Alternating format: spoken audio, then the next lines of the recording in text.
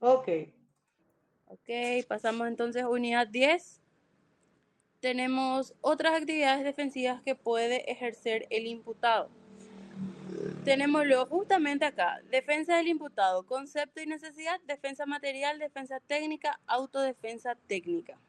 Bien, esto yo creo que no está así que tan expresamente esto en el código, pero les voy a ir conceptuando. Uno, entonces, la defensa del imputado tiene que saber que es concepto y necesidad.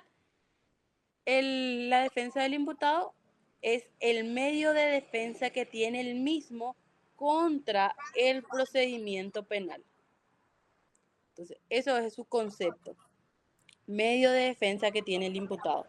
Y puede realizarlo en cualquiera de las tres etapas. Ok, pasamos a ese. Tenemos defensa material y la defensa técnica. ¿Quién ejerce la defensa material? La ejerce el acusado al momento de su declaración indagatoria. Y la defensa técnica no está establecido. No está establecido. Eso es doctrina, ¿verdad? Doctrinario. Son ya conceptos. Vamos, después más adelante está el artículo netamente de defensores. Pero viste que de defensa material, todo esto es lo que la profe dijo en clase nomás luego. Bueno, la defensa del imputado tenemos punto uno, concepto y necesidad, dice, ¿verdad? Entonces, ¿en qué consiste la defensa del imputado? La defensa del imputado consiste en el método de defensa que tiene el mismo ante el proceso penal. ¿Y cuál es el método? Y el método, ¿dónde está? Defensa. El concepto es método de defensa, es su declaración. Él va a decir, no, yo no hice. Ese es su método, su declaración en sí. Porque a los testigos se le tiene como declaración testifical. A los acusados y demás, declaración indagatoria. ¿Y qué es lo que pasa en la declaración indagatoria? Él puede decir lo que él quiera. Va a decir, no, yo nunca le Ajá. maté a Laura, yo estaba a otro lado. ¿Cómo? Acá nomás me interrumpieron, disculpen. Ah, bueno, en fin, entonces el método de defensa que él tiene, ese método es netamente su declaración. Y necesidad, obviamente que es necesario, aparte de que es un derecho constitucional y procesal otorgado al mismo.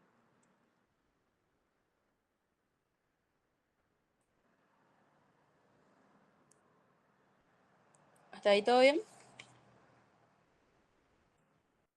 Bueno, después tenemos defensa material y defensa técnica. En realidad hay tres tipos de defensa. Está la defensa material, la defensa técnica y la defensa pública. Faltó uno ahí. Y por último viene la autodefensa técnica, pero que va a ser lo mismo otra vez al fin y al cabo. Bueno, defensa material, la propia declaración del imputado. La defensa material es netamente la declaración,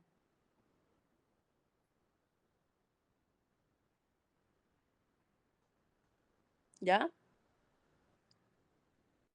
La defensa técnica es la ejercida por un abogado de su confianza.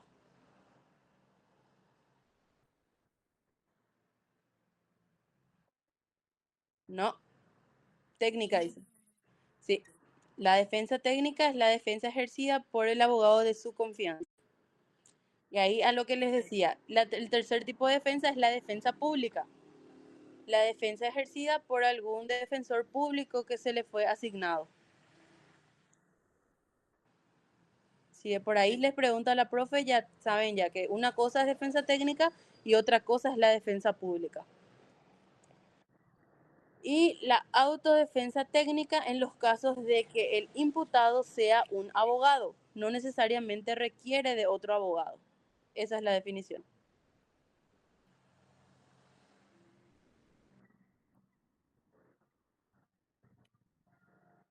Exactamente. Exactamente, cuando es abogado, por lo tanto no requiere de otra persona con conocimientos de derecho, porque él mismo ya tiene ese conocimiento y puede ejercerlo conforme a su derecho constitucional y procesal.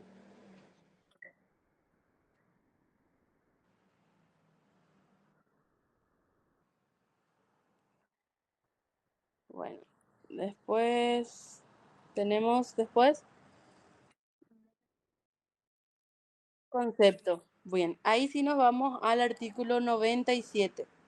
Aparte de que también estos artículos están en la Constitución Nacional, habla de la parte de en el artículo 12, esperen que les digo el artículo ya, para que puedan ir marcando también. Del, a ver un poco.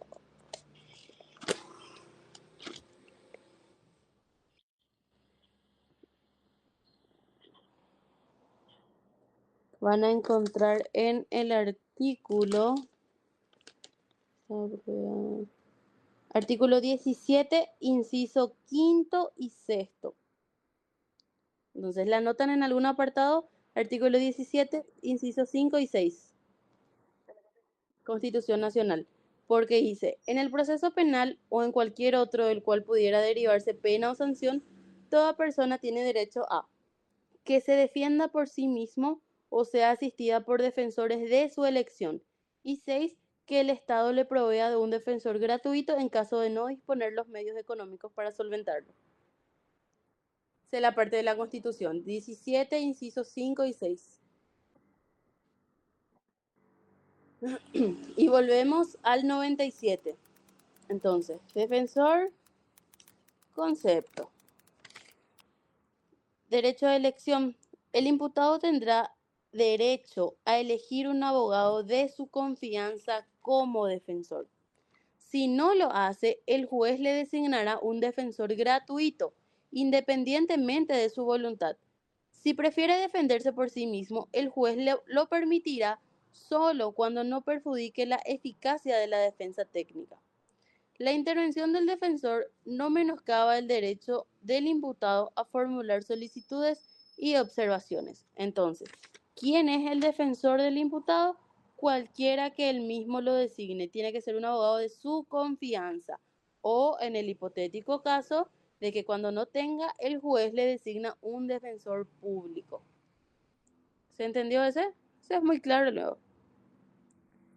Después tenemos funciones de asistencia y representación.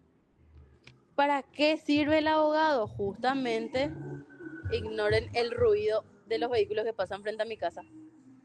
Bueno, funciones de asistencia y representación justamente estaba en la Constitución Nacional, leímos de para qué sirve.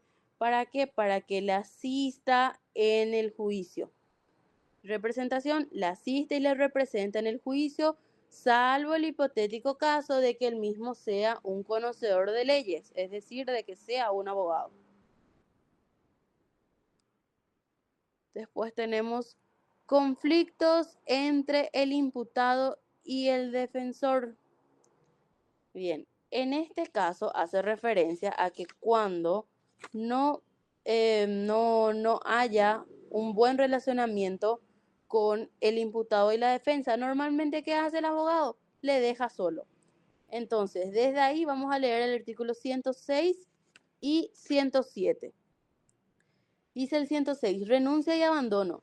El defensor podrá renunciar al ejercicio de la defensa. En este caso, el juez fijará un plazo para que el imputado nombre a otro. Si no lo hace, será reemplazado por un defensor público. El renunciante no podrá abandonar la defensa mientras no intervenga su reemplazante. No se podrá renunciar durante las audiencias. Si el defensor, sin causa justificada, abandona la defensa o deja al imputado sin asistencia técnica, se nombrará uno de oficio y aquel no podrá ser nombrado nuevamente. Es decir, que si se va nomás y no avisa nada, se le nombra otro y obviamente aparte de eso, el otro abogado incurre en algunas faltas que van a ser remitidas las actuaciones a la Corte Suprema. Cuando el abandono, no, antes de eso, la resolución se notificará al imputado instruyéndole sobre su derecho a elegir otro defensor, es decir, se le va a avisar y él tiene que sí o sí designar otro, lo más pronto posible.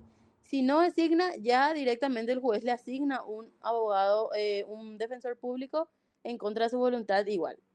Cuando el abandono ocurra poco antes o durante el juicio, se podrá aplazar el comienzo o suspender la audiencia ya iniciada por un plazo no mayor de 3 días si solicita el nuevo defensor. Es decir, en pleno juicio oral aparece un nuevo defensor, puede pedir la suspensión del juicio y solamente se va a suspender por 3 días, siempre y cuando que el juicio, si es que ya inició, se debe de fijar antes de los 11 días, porque ¿qué pasa si, antes de los 10, perdón, qué pasa si pasan 11 días? Ya obviamente el juicio tiene que volver a iniciar porque ocurre lo que es la interrupción de juicio oral. Sanciones. El abandono de la defensa obligará al abogado al pago de las costas producidas por su reemplazo sin perjuicio de las sanciones correspondientes. Y la sanción correspondiente es la amonestación por parte de la Corte Suprema de Justicia, como también puede ser la inhabilitación de su matrícula por un periodo determinado. Eso ya es más a grandes rasgos. Después tenemos defensor común de varios imputados. Tenemos en el artículo 109. Será inadmisible la defensa de varios imputados en un mismo procedimiento por un defensor común. Sin embargo, el juez permitirá la defensa común cuando no exista incompatibilidad. Si se advierte la incompatibilidad, será corregida de oficio proveyendo lo necesario para el reemplazo del defensor. Es decir, cuando ocurran o hayan circunstancias en donde el abogado no pueda defender a las dos personas al mismo tiempo, ya sea la complejidad del caso o que haya conflictos entre ellos. A eso se refiere. Defensor común, entonces, puede un defensor llevar a cabo el juicio de dos personas siempre y cuando no hayan incompatibilidades. Y si es que hay una incompatibilidad, el juez ya va a tratar de solucionar eso, proveyendo todo lo necesario para el reemplazo del defensor. Bien, después tenemos obligatoriedad de contar con un defensor. Ya sabemos qué pasa en el caso de que no haya defensor. Esto ya sí o sí de memoria tienen que saber. ¿Qué pasa si no hay un abogado defensor que esté ahí velando, que esté en el proceso? Se declara la nulidad absoluta del procedimiento. Por ejemplo, tampoco está acá establecido, pero ustedes ya saben que tiene que haber sí o sí un abogado. Y pueden mirar el artículo 100. El ejercicio de la defensa será obligatorio para el abogado desde que acepta el cargo de defensor. Entonces pasan al artículo 100. Después tenemos grados de intervención en las etapas del juicio. Vamos a irnos a ver un poco.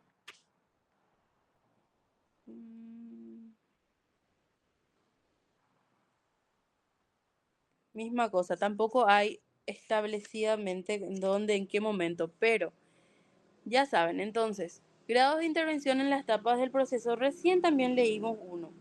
Cuando el abandono, en la parte del 106, la última parte, pueden mirar, cuando el abandono ocurra poco antes o durante el juicio, se podrá aplazar el comienzo o suspender la audiencia ya iniciada por un plazo no mayor de 3 días. Si es que acá, si ocurre un nuevo defensor, ¿qué pasa si hay un nuevo defensor? Puede pedir la suspensión del inicio del juicio hasta 3 días más. Eso es ya cuando ocurra un defensor nuevo. Después tenemos el defensor público. Defensor público, vamos a buscar en el artículo 104. El defensor público tendrá todas las facultades y deberes previstos por este código y por su ley de organización. Tienen que saber que también existe el código del Ministerio de la Defensa Pública. Así como el Ministerio Público tiene su propia ley, la defensa también tiene su propia ley, que tiene la ley por la cual se aprueba la Carta Orgánica del Ministerio de la Defensa Pública. En fin, el defensor público tiene las mismas facultades y mismos deberes que los abogados particulares. Después tenemos renuncia y abandono, sanciones que ya leímos, el 106 y el 107. La mayoría repite. La renuncia, entonces, puede renunciar por el plazo que el juez tiene que fijar un plazo al imputado para que le designe un nuevo abogado y durante ese plazo el abogado no puede dejar así nomás la causa. Entonces, 106 y 107 ahí. Después tenemos el 10, asistentes no letrados y los consultores técnicos. Asistentes no letrados van a encontrar en el 110. A grandes rasgos, los asistentes no letrados pueden ser hasta estudiantes de derecho.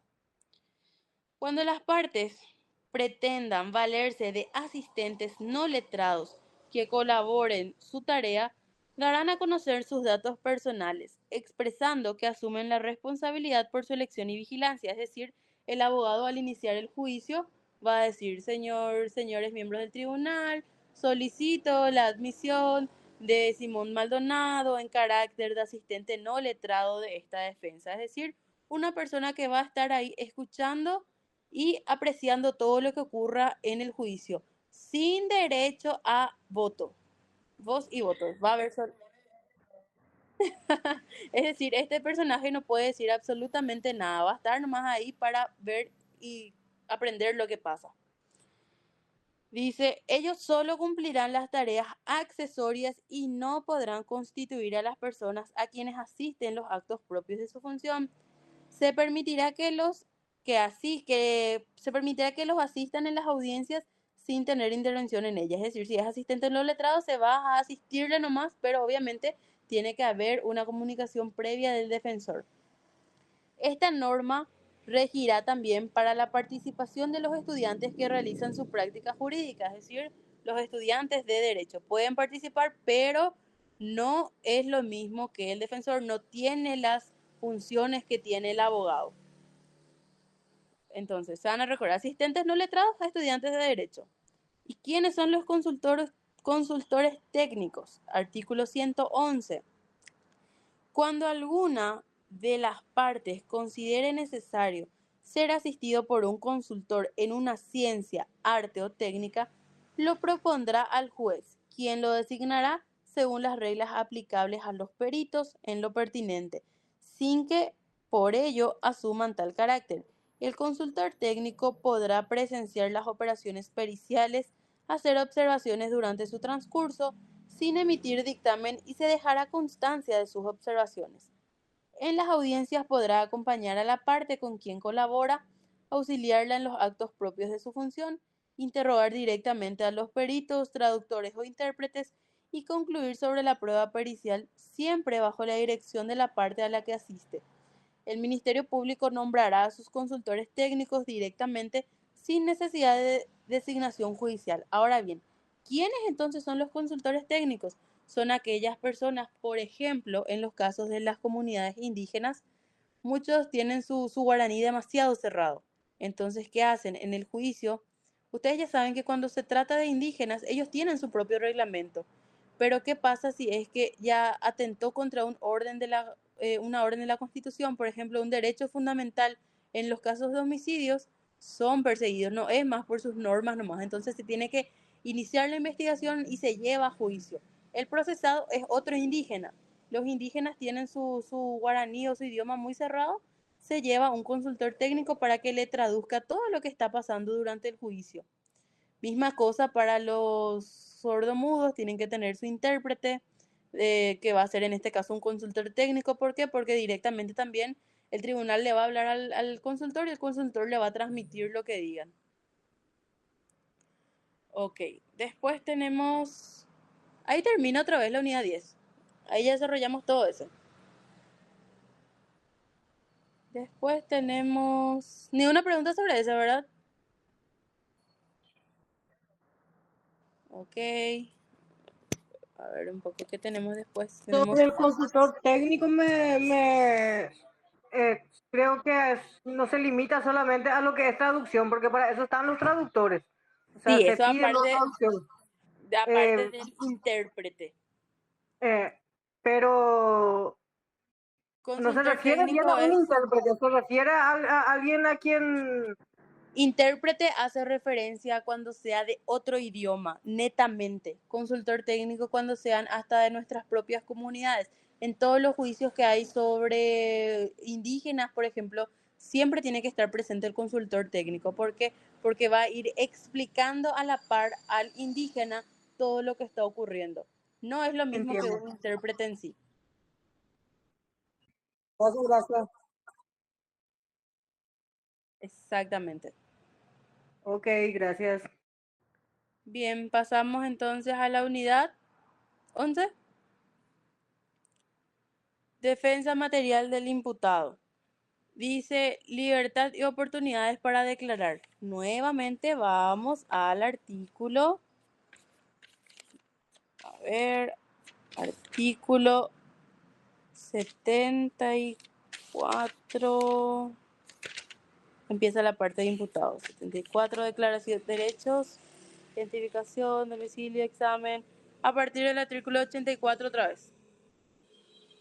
Esta unidad 11 va a repetir prácticamente lo que establece la unidad 10, porque acá dice, libertad y oportunidades para declarar. Artículo 84, libertad de declarar, oportunidades y autoridad competente. Entonces, cuando va a declarar, tendrá derecho a declarar y abstenerse de declarar, como también a declarar cuantas veces quiera, siempre que su declaración sea pertinente y no aparezca como un medio dilatorio en el procedimiento. Ya está otra vez ese. 2. Casos de aprehensión. Antes de eso, repasar otra vez ante quienes declaran. Durante la investigación, la etapa preparatoria, ante el fiscal. Durante la etapa intermedia, ante el juez penal de garantías. Y durante el juicio, ante el tribunal de sentencia. Y en todos los casos solamente van a tener validez si están en presencia de quién? Del abogado. Después tenemos caso de aprehensión, artículo 85. Tenemos, si el imputado ha sido privado de su libertad, se notificará inmediatamente al Ministerio Público para que declare en su presencia, es decir, ante el fiscal, a más tardar en el plazo de 24 horas a contar desde el momento de su aprehensión. Cuando el imputado lo solicite para elegir defensor, el plazo se prorrogará por otro tanto, es decir, hasta 48, pero a ella tiene que salir una resolución por la cual se fundamente justamente lo peticionado por el imputado. Y en casos excepcionales o de fuerza mayor, el Ministerio Público podrá también por resolución fundada fijar un plazo distinto que no sea de las 24 y 48, acorde con la circunstancia del caso y bajo su responsabilidad. Es decir, cuando haya solamente un fiscal en una sede X y no haya otro que le pueda reemplazar, entonces sale una resolución fundada en la cual se diga que efectivamente el fiscal está, qué sé yo, hasta con dengue, no se puede ni siquiera mover, entonces se le puede llamar hasta en 4 días para su declaración indagatoria. Entonces esos son los casos de aprehensión, pero lo importante es que sepan que sí o sí, cuando es aprehendido, se tiene que poner a disposición del Ministerio Público en el plazo de 24 horas para que declare. Después tenemos exigencias fundamentales que se refiere al artículo 86. Advertencias preliminares. Al comenzar la audiencia, el funcionario competente que recibe la indagatoria comunicará detalladamente al imputado el hecho punible que se le atribuye y un resumen del contenido de los elementos de prueba existentes. También se pondrán a su disposición todas las actuaciones reunidas hasta ese momento. Antes de comenzar la declaración, se le advertirá que podrá abstenerse de hacerlo y que esa decisión no será utilizada en su perjuicio. También se instruirá al imputado acerca de sus derechos procesales. Es decir, que cuando se le lleva a declarar ante el Ministerio Público, ¿qué hay que hacer? El funcionario que le va a tomar la indagatoria o el fiscal le tiene que explicar del por qué se le lleva detenido, le tiene que leer un relato de hechos, señor fulano, vos hiciste tal cosa, y por eso es esta audiencia. Se le explica detalladamente del por qué se le tiene ahí tomándole la audiencia. A eso se refieren las advertencias preliminares. Prohibiciones y limitaciones. Nos vamos más al 88 otra vez y 89. En ningún caso se le exigirá al imputado el juramento o la promesa de decir la verdad, ni podrá ser sometido a ninguna clase de fuerza o coacción. Se prohíbe toda medida que afecte la libertad de decisión del imputado, su voluntad, su memoria o su capacidad de comprensión y de dirección de su propia declaración. Es decir, que el imputado no está, o sea, no se le va a exigir en ningún caso que diga la verdad. ¿Por qué? Porque no se aplica para ellos, solamente se aplica para los testigos. Y se prohíbe toda medida que afecte la libertad de decisión del imputado, su voluntad, memoria, capacidad de comprensión y dirección de propia declaración. Es decir, está prohibido que se le tenga en una salita ahí con un arma encima, por ejemplo. Son métodos prohibidos. Y limitaciones: no se permitirán las preguntas capciosas o sugestivas y las respuestas no serán exigidas perentoriamente. Es decir, una pregunta capciosa: ¿por qué le mataste? ¿Qué pasó por tu cabeza? ¿Por qué eso? Esas son preguntas capciosas o sugestivas. Y las respuestas obviamente no serán exigidas perentoriamente. Él tiene otra vez, si es que no quiere responder, no va a responder. A eso se refiere. Después vamos al caso de varios imputados. También ya habíamos leído, está en el artículo 94.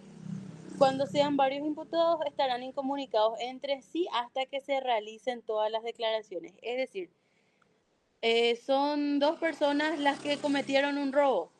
Bueno, asaltaron acá en la casa comercial Bristol, se le detuvo a las dos personas.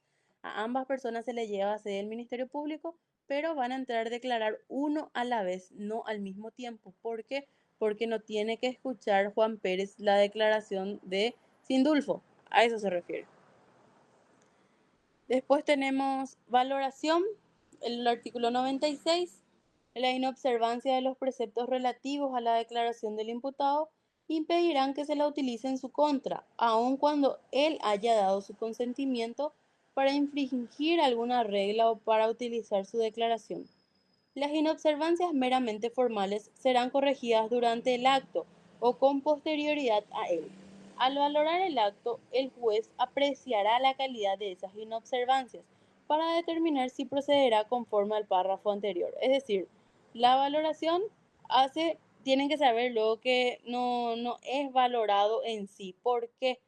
Porque el imputado no está obligado a decir la verdad. Y la declaración del imputado no es un medio de prueba, es un medio de defensa. Por lo tanto, valor no tiene. Después nos vamos a la declaración como medio de defensa.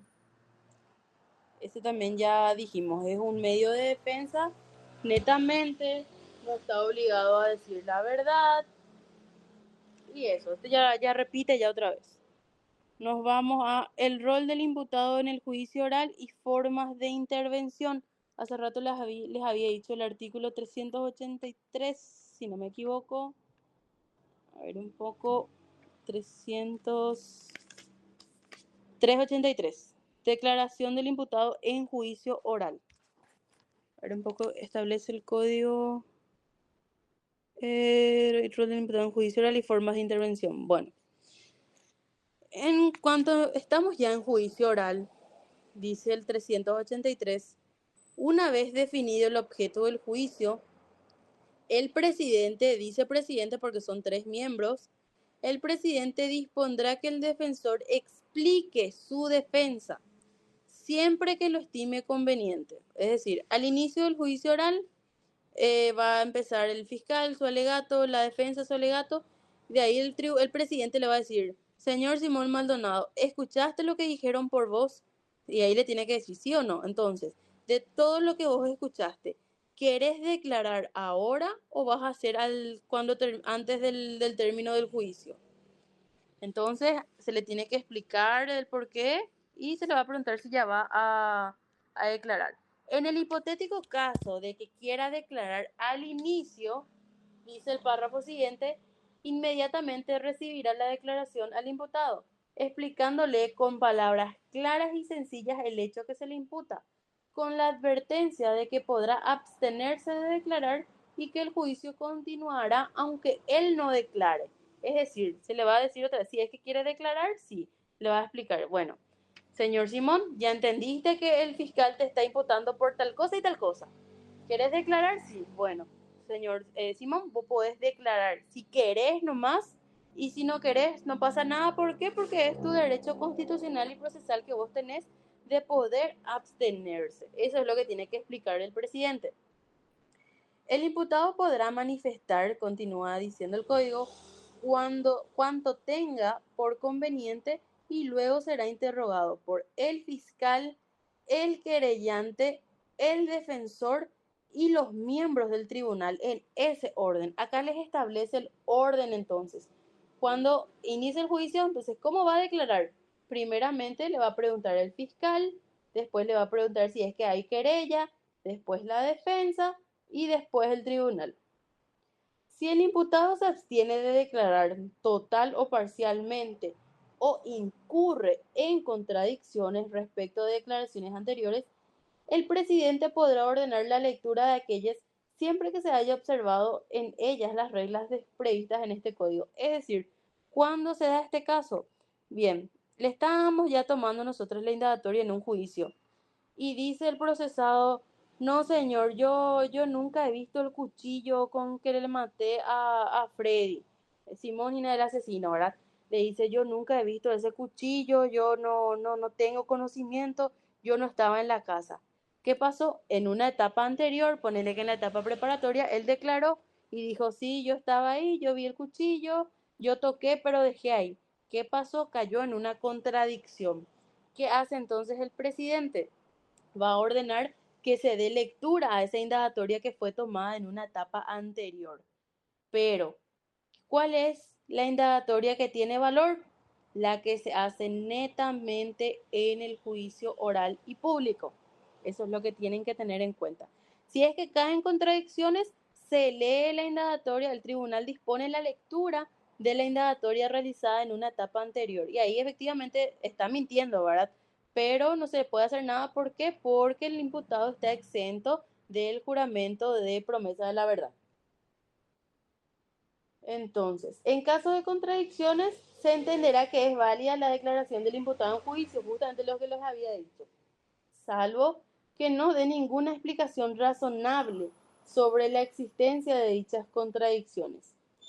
Durante el transcurso del juicio, las partes y el tribunal podrán formularle al imputado preguntas destinadas a aclarar sus manifestaciones. Entonces, ellos le pueden preguntar solamente para aclarar cómo dijiste, cómo era que dijiste que encontraste el cuchillo y demás. Son esas preguntas para aclarar nomás lo que el imputado está diciendo. Entonces, este artículo es un poquitito largo, pero ¿se entendió bien? Rol del imputado. Sí, se Ok. entendió. Después tenemos el rol del imputado, ya está. La declaración informativa de una persona imputada y la posibilidad de ser formalmente señalada como autor o partícipe. Este artículo se refiere también al 383, a la primera parte. ¿Por qué? Porque antes de la declaración se le tiene que informar al procesado de qué fue, en palabras, a ver un poco, el primer y segundo párrafo, ahí está la respuesta. 383, primer y segundo párrafo. Entonces, el presidente dispondrá que el defensor explique su defensa siempre que estime conveniente y recibirá la declaración explicándole con palabras claras y sencillas el hecho que se le imputa, con la advertencia de que podrá abstenerse o de declarar y que el juicio continuará. ¿Quién es el que hace la advertencia? El tribunal. Entonces, el tribunal.